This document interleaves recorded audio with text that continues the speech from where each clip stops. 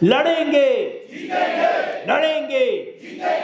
Revision पूछा हमने कि अब आप बता दीजिए बिहार में कितने आपको मिल गए रोहिंग्या और बांग्लादेशी, संख्या तो बता दो थोड़ा। चुप।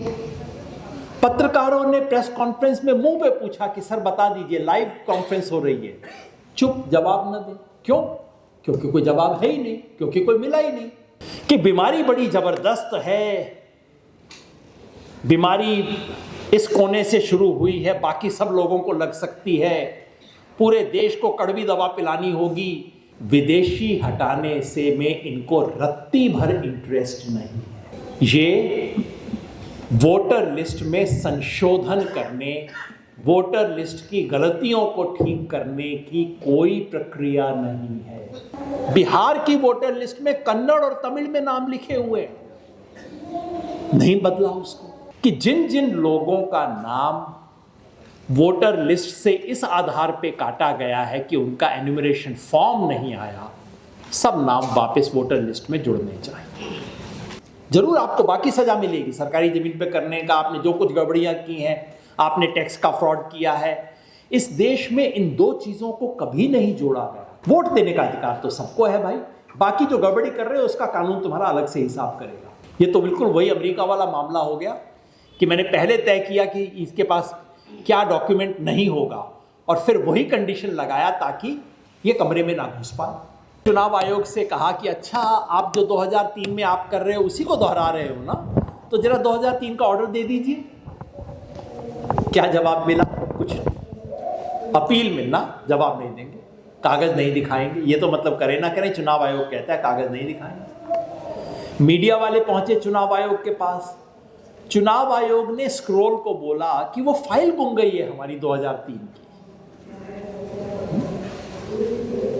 फाइनली एफआईआर दर्ज करवाई। अब ये तो पूछना चाहिए, अच्छे सवाल। फाइल गुम गई, एफआईआर दर्ज करवाना चाहिए आप।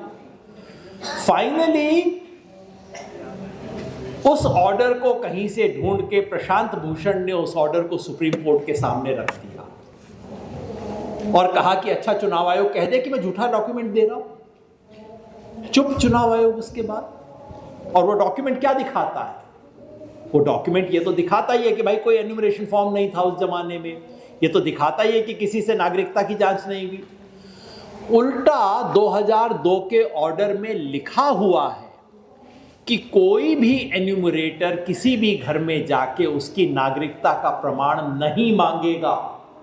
ये आदेश था 2002 में, कह रहे हैं हम उसी को दोहरा रहे हैं। आप सोचिए कितने बड़े झूठ बोल रहे हैं। तो दूसरा झूठ। तीसरा झूठ ये है कि ये देश में विदेशी नागरिकों को वोटर लिस्ट में जो आ गए हैं उससे निकालने की प्रक्रिया है। कहा जाता है ना, आज भी आप ट्विटर पे चले जाइए, मैं कुछ भी अब इसके आ रहा होगा ना, ट्विटर पे फेसबुक पे आ रहा होगा, नीचे आप कमेंट देख लीजिएगा। कमेंट में यही कहा जाएगा, अरे विदेशियों को निकाल रहे हैं, तुम्हें क्या एतराज है, तुम बांग्लादेशी और रोहिंग्या को चाहते हो इस देश की वोटर लिस्ट में। दिन रात ये प्रोपेगेंडा चलता है ना। तो भाई अब तो बिहार में हो गया ना वोटर लिस्ट रिवीजन। पूछा हमने कि अब आप बता दीजिए बिहार में कितने आपको मिल गए रोहिंग्या और बांग्लादेशी, संख्या तो बता दो थोड़ा। चुप। पत्रकारों ने प्रेस कॉन्फ्रेंस में मुंह पे पूछा कि सर बता दीजिए, लाइव कॉन्फ्रेंस हो रही है। चुप, जवाब न दे। क्यों? क्योंकि कोई जवाब है ही नहीं, क्योंकि कोई मिला ही नहीं। और मिला कौन? सुबह प्रशांत भूषण ने बताया। प्रशांत भूषण जी ने कहा कि शायद 200-400 लोग विदेशी होने के नाते कट गए। वो भी जी 150, 200, 500 का अलग अलग तरह के फिगर हैं, मगर असली बात रह गई उसमें। वो 150-200 भी कौन है? वो बेचारी नेपाल की हिंदू औरतें हैं। ये कोई बांग्लादेशी रोहिंग्या नहीं है। कौन बांग्लादेशी रोहिंग्या आएगा वहां पे बिहार में? नेपाल की औरतें हैं, हिंदू औरतें हैं, इधर शादी हो गई, उसके कारण उनके वोट कटे हैं। अब चूंकि हिंदू हैं तो जिक्र नहीं किया जाएगा। मुसलमान होते 4, इनको 10 मिल जाते तो देखिए कितना बैंड बजाते पूरे देश में। ये विदेशियों को वोटर लिस्ट से बाहर निकालने का कोई तरीका नहीं है। और अगर आपको कोई भी मन में भ्रम बचा था तो आपने असम की कहानी सुन ली होगी आज। असम में, इस पूरे देश में अगर कहीं एक जगह विदेशियों की समस्या है जिसको सरकारी रूप से माना जाता है, जिसमें सुप्रीम कोर्ट में केस होता है, वो है असम। तो अगर आपको पूरे देश से, वोटर लिस्ट से विदेशियों को बाहर निकालना है, आपका डर है कि बड़े विदेशी आ गए निकालो, सबसे पहले कहां से शुरू करेंगे आप? असम से। और पूरे देश में एसआईआर हो रहा है, सिर्फ असम में नहीं हो रहा। पूरे देश में एन्यूमरेशन फॉर्म भरवाया जा रहा है, सिर्फ असम में नहीं भरवाया जा रहा। पूरे देश में नागरिकता की जांच हो रही है।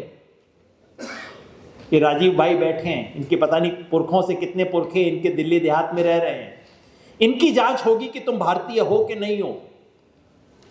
असम में किसी से पूछा नहीं जाएगा कि तुम भारतीय हो कि नहीं हो। बताइए क्या खेल है कि बीमारी बड़ी जबरदस्त है, बीमारी इस कोने से शुरू हुई है, बाकी सब लोगों को लग सकती है, पूरे देश को कड़वी दवा पिलानी होगी, लेकिन जो एक मरीज है उसको नहीं देंगे दवा। मरीज को छोड़ के सबको दवाई दी जाएगी। कहां का नियम है? मतलब विदेशी हटाने से में इनको रत्ती भर इंटरेस्ट नहीं है। और चौथी बात, ये वोटर लिस्ट में संशोधन करने, वोटर लिस्ट की गलतियों को ठीक करने की कोई प्रक्रिया नहीं है।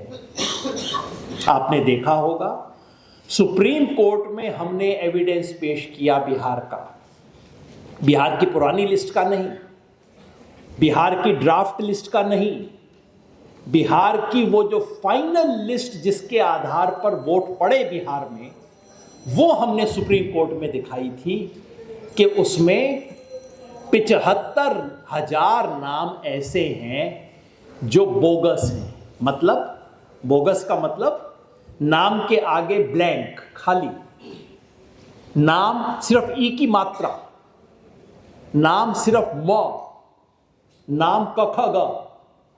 ये 75,000 ऐसे नाम बिहार की लिस्ट में हैं।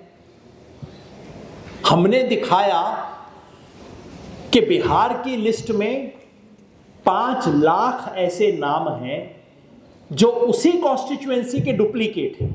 उसी कॉन्स्टिट्यूएंसी में उस व्यक्ति का नाम कम से कम 2 बार, वही व्यक्ति, वही माँ बाप का नाम, वही एज, सब कुछ वही उसका नाम है, नहीं हटाया।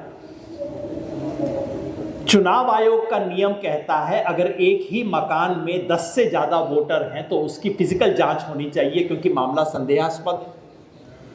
हमने दिखाया कि बिहार में 21 लाख ऐसे मकान हैं जिनमें 3.25 करोड़ लोग रहते हैं वोट देने वाले। जांच हुई? नहीं हुई। और तो और हमने ये भी दिखाया कि बिहार की वोटर लिस्ट में नाम कन्नड़ और तमिल लिपि में लिखे हुए थे। आप विश्वास कीजिए, सुप्रीम कोर्ट में दिखाया था ये सब चीजें हमने। मतलब कि झूठ बोलता तो अब तक मैं अंदर हो जाता। बिहार की वोटर लिस्ट में कन्नड़ और तमिल में नाम लिखे हुए, नहीं बदला उसको। तो इनको वोटर लिस्ट की सफाई करने में कोई दिलचस्पी नहीं है। तो क्या मामला है? ये खेल सफाई का नहीं है, सफाया करने का खेल है। वोटर लिस्ट से लोगों का नाम हटाने, काटने, सफाया करने का खेल है। तो याद रखिए दोस्तों, एसआईआर ना तो वोटर लिस्ट में संशोधन है, ना ये वोटर लिस्ट को साफ करने की योजना है, ना विदेशियों को निकालने का काम है, ना ही कोई पुरानी चीज की पुनरावृत्ति है। एसआईआर इस देश में बहुत बड़े पैमाने पर वोटरों की छंटनी का कार्यक्रम है। इसे आप छंटनी कह दीजिए, इसे आप वोटबंदी कह दीजिए, इसे आप डिसएनफ्रेंचाइजमेंट कह दीजिए, जिस नाम से बोल लीजिए, एक ही इसका उद्देश्य है। बिहार में 65 लाख नाम कटे, कितने नाम जुड़े? हमने सुप्रीम कोर्ट में पूछा। भाई वोटर लिस्ट संशोधन कर रहे हो ना, घर आपके BLO आया, ठीक है 65 लाख आपको गलत नाम मिल गए, पर कुछ तो मिले होंगे जो कि वोटर लिस्ट में होने चाहिए। 65 लाख काट दिए, कितने जोड़े आपने? 0। फिर जब हमने सुप्रीम कोर्ट में इतना हल्ला मचाया तो इन्होंने अब 12 राज्यों के अंदर ये नियम जोड़ दिया है कि नहीं आप फॉर्म 6 भी लेके जाइए और जोड़ेंगे भी। उसके आंकड़े भी अब मिलने शुरू हो गए। 97 लाख काट दिए। अब आप देखिएगा तमिलनाडु में कल आंकड़ा आ जाएगा कि फॉर्म 6 के अंदर कितने जुड़े हैं। मेरे ख्याल में 1 लाख भी नहीं जुड़े होंगे। हर जगह यही खेल है। ये शुद्ध काटने की एक्सरसाइज है, जोड़ने से इनको कोई मतलब नहीं है। वोटर लिस्ट की छटाई करने की प्रक्रिया चल रही है। और छटाई क्यों? ताकि समाज के वो वर्ग जो जिन पे बीजेपी को भरोसा नहीं है, जिनमें से कईयों का वोट आज मिल जाता है, दलित का, आदिवासी का, ओबीसी का, ईबीसी के कई वर्गों का वोट मिलता है बीजेपी को, कईयों में तो दूसरों से ज्यादा भी मिलता है, लेकिन भरोसा नहीं है, ये अपने लोग नहीं। तो निचले तबके के जितने वोट कटेंगे उतना ही फायदा है। ये खेल इस वक्त चल रहा है, इसका नाम है SIR। इसलिए इस देश में हम सब जो भी लोग लोकतंत्र से स्नेह करते हैं, जिनकी लोकतंत्र में आस्था है, उन सब लोगों को आज की तारीख में इकट्ठा होके अपनी पूरी ताकत लगा के इस SIR नामक जो वोट काटने का खेल चल रहा है उसका विरोध करना चाहिए। आज की ये जो हमारी कन्वेंशन थी, ये कन्वेंशन मुख्यतः इसी उद्देश्य को लेके थी। जब बिहार में SIR हुआ, हमने ठीक इसी तरह की एक जन सुनवाई पटना में की थी। बिहार के बाद हमने उम्मीद की थी कि चलिए बिहार में गड़बड़ी हो गई। बिहार में मुझे ये भी लगा कि हाँ, इनको चुनाव में असर डालने की जल्दी थी, इसलिए जल्दबाजी में कई गड़बड़ियां हो गई। लेकिन जैसा आप प्रोफेसर निवेदिता मेनन ने कहा कि ये जल्दबाजी गलती से नहीं हो रही, सारा खेल ही ये है कि इतना हड़बड़ी में करो कि कोई व्यक्ति सवाल पूछे इससे पहले काम खत्म हो चुका हो। तो ये जो गलतियां हैं ये डिजाइन का हिस्सा है। बिहार में हुआ, बिहार में जो जो गड़बड़ी हुई, एक एक गड़बड़ी दोहराई जा रही है हर राज्य में। बिहार में SIR शुरू हो गया, पहले 10 दिन तक फॉर्म ही नहीं पहुंचे थे BLO के पास। एग्जैक्टली वही उत्तर प्रदेश में हुआ है। अब तो आप क्या सीख रहे हो? बिहार में BLO पे इतना दबाव था, वहां BLO की डेथ्स हुई, अखबारों ने रिपोर्ट नहीं किया जी। यहां पे बस अब रिपोर्ट होनी शुरू हो गई है और वास्तव में जितनी हो रही है उससे कम हमें पता लग रहा है। जो कुछ बिहार में हुआ था वो सारे खेल दोबारा यहां पे हो रहे हैं, उससे ज्यादा होगा। बिहार में चुनाव आयोग ने जो 2 तरह की छटनी करनी थी उसमें से एक करके रुक गया। जैसा राहुल शास्त्री भाई ने सुबह बताया, SIR में डबल कैंची है। पहली कैंची वो है जो आपका फॉर्म जमा नहीं हुआ समय से, तो आपका नाम कट जाएगा। और कट जाएगा कि मतलब आपको नोटिस नहीं आएगा, आपको कुछ बताया नहीं जाएगा, अपने आप आपका नाम कट जाएगा, आपके सारे कानूनी अधिकार उस दिन से खत्म, वोटर लिस्ट में होने के अधिकार खत्म आपके। और दूसरी कैंची है कि अगर आपने फॉर्म दे भी दिया तो गारंटी नहीं है कि आपका नाम वोटर लिस्ट पे आएगा, क्योंकि फिर आपको साबित करना पड़ेगा कि आपके माँ बाप, आपका खानदान 2003 में कहाँ था, यानी कि आपको अपनी नागरिकता साबित करनी पड़ेगी। और जो साबित नहीं कर पाएंगे उन पे कैंची चलेगी। और जैसा सुबह हमने देखा, 6.5 करोड़ लोग पहली कैंची की चपेट में आ चुके हैं। 6.5 करोड़, इसमें बिहार के 45 लाख जोड़ दीजिए तो 7 करोड़ का हिसाब तो ऑलरेडी हो चुका है। और इसके अलावा जो दूसरी कैंची जो बिहार में नहीं चली, बिहार में 65 लाख पहले काट दिए, इलेक्शन कमीशन डर गया खुद अपने काम से और सुप्रीम कोर्ट में था तो इलेक्शन कमीशन ने फ़ोन कर करके कहा, क्योंकि इलेक्शन कमीशन का सारा काम आजकल फ़ोन पे चलता है, लिख के कुछ नहीं करते, टोटल ओरल ऑर्डर से चल रहा है पूरा मामला। इलेक्शन कमीशन ने फ़ोन करके लोगों को बोला भैया और मत काटना, सब बीएलओ को बोल दिया कि नहीं अब लोगों के कागज वागज मत देखो और कटाई करना बंद कर दो। तो नहीं कटे, पहले राउंड में 65 लाख कटे, दूसरे में सिर्फ 3.5 लाख कटे, क्योंकि आदेश था कि अब और नहीं काटने।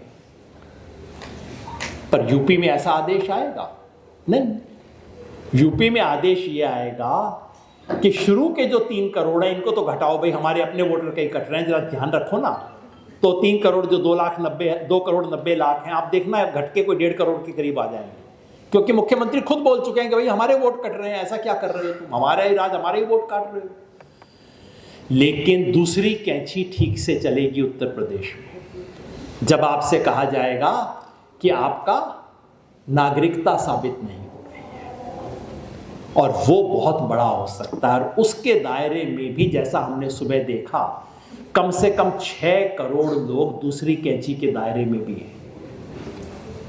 तो कुल मिला के 11.5-12 करोड़ लोगों के सर पे तलवार इस वक्त लटकी हुई है, और अभी तो 40% देश बाकी है।